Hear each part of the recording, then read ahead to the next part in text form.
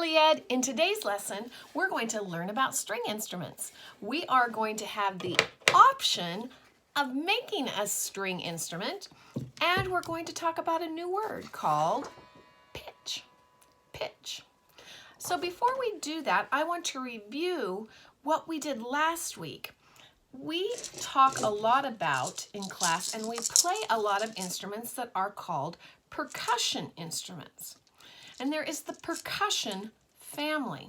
So percussion instruments are anything I hit, I shake, or I scrape.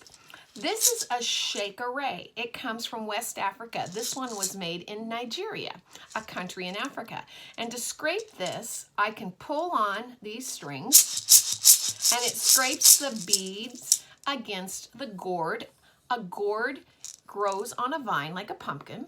So I can scrape it that way, or I can put it in my hand and scrape the beads on the gourd between my hand and the gourd. So this is a shake-array. It's a percussion instrument. That is one family of instruments. Now, last week in class, video class, we talked about percussion and we made egg shakers. And in our egg shakers, we put rice or rocks or coins, and we talked about how those had a different timbre. Our eggs had a different timbre depending on what you put in them. And remember that word timbre meant a word to describe sound or sound quality. So like if I was describing someone's voice with timbre words, I might say, he has a raspy voice, or she has a soft voice, or he has a deep voice, or she has a nasally voice. All right, so those are all words I could use to describe someone's voice. So those we described, we learned the word timbre, and we used timbre to describe what we put in our eggs and the sound that that made. Okay, so we said that this is part of the percussion family because I can shake it or I could hit it. So that's percussion family. Well, this instrument right here that I showed you at the beginning is part of the string family. You should know this one because I play it in class sometimes. Can you remember the name?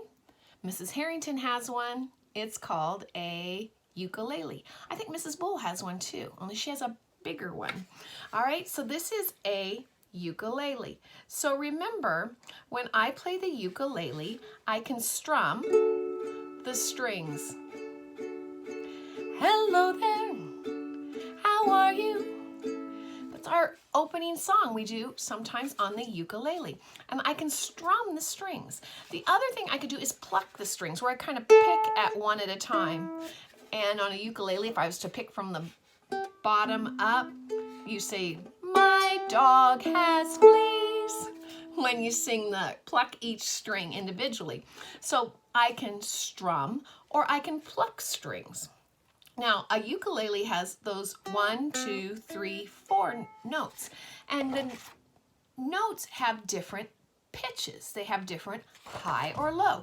So some of the notes have a high pitch. Some of the notes have a low pitch. I have my guitar here too. And my guitar does not have 4 strings. My guitar is also a string instrument. It is part of the string family. How many strings are on a guitar? 1, 2, 3, 4, 5, 6. Some guitars have 12 strings, but this guitar, most guitars that are acoustic guitars like mine, have 6 strings. And did you hear how some of the pitches are low or high? There are different pitches of each string. So why is that? Why is this string low and this string high? What makes some strings low and some strings high? We're going to talk about that some more in a little bit. So I've got one more string instrument I want to show you. And that string instrument is one you may have never seen before. This is called an autoharp. There's a big, huge instrument in the orchestra called a harp. And this is called an autoharp, so it's like a little table harp. And on my little table harp, autoharp, I have longer strings. So look at this longer string and listen to the pitch of this string. Now this string, I don't know if you can see, but it's right down here. It's a shorter string. Listen to the pitch of this string. Okay, so I have low strings and high strings. I can strum these strings, and I'm sorry parents, this is very out of tune, but I can put and play some chords and I can strum the strings.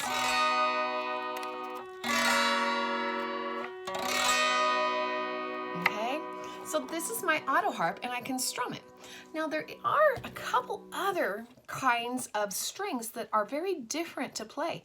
Did you know there's an instrument where you hit the strings? Did you know when you play a piano, some people consider piano a percussion instrument because I hit the keys, but inside the piano is a little thing called a hammer. And when I hit the keys, that hammer goes down and it hits a string inside the piano. So sometimes you can hit a string.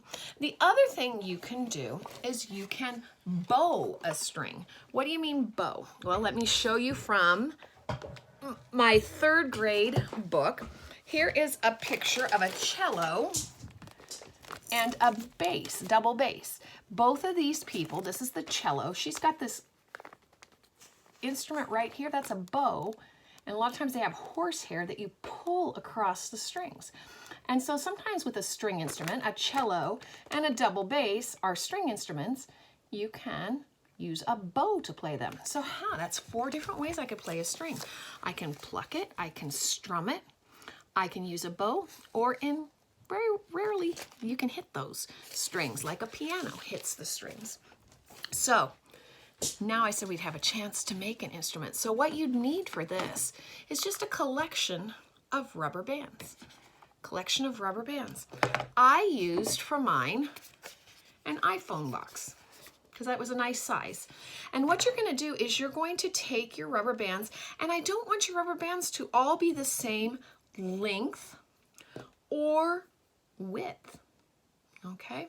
Don't want them to be the same length or width, so have some different lengths and different widths. And you are simply going to take and you are going to stretch those rubber bands over the box. And here's what I'd like you to do. I would like you to go ahead, if you're going to do this, and do it and turn this off and come back, because I want to know what you discovered. What did you discover about the pitches? Did the length of the rubber band change the width, the pitch? Did the width of the rubber band change the pitch? So why don't you, if you're going to do this experiment, get some different rubber bands, put them on there, and try and figure out what makes a sound higher or lower, and then come back. Okay, so I hope you made an instrument. I want to show you mine. I did mine from lowest pitch. See if you can hear this.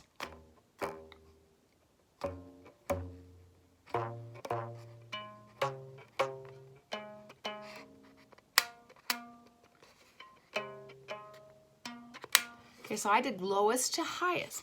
So what made them lowest to highest? Well, here's some things that affect pitch. One thing that affects pitch is length. See, pitch is made by sound waves. When I talk, I move the air. And how the air moves and gets to my ear makes a difference in pitch. So different lengths move different pitches differently. So we play boom whackers a lot. Okay, these are tuned percussion.